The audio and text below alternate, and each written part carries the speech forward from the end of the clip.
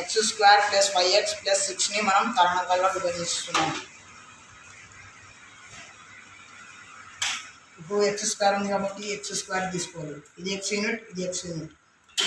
5x ఉంది కాబట్టి ఇలాంటి 5 తీసుకోవాలి. ఇది ఎక్స్ యూనిట్, ఇది 1 కాదు, ఇలాంటి 5 తీసుకోవాలి. ఇప్పుడు 6 ఉంది కాబట్టి 6 తీసుకోవాలి.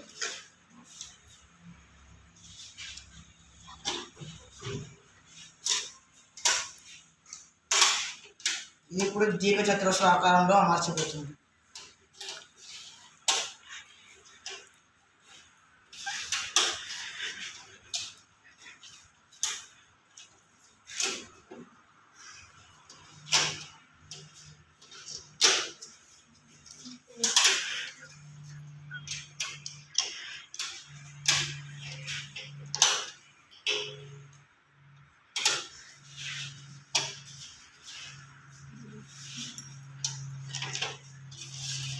ఇది ఇప్పుడు దీర్ఘచతురస్రం రెడీ అయిపోయింది. ఇది X plus 1 plus 1 plus 1 X plus 3.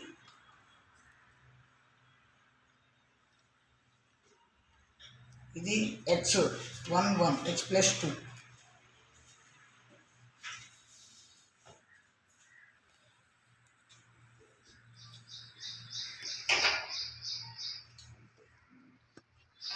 ఇది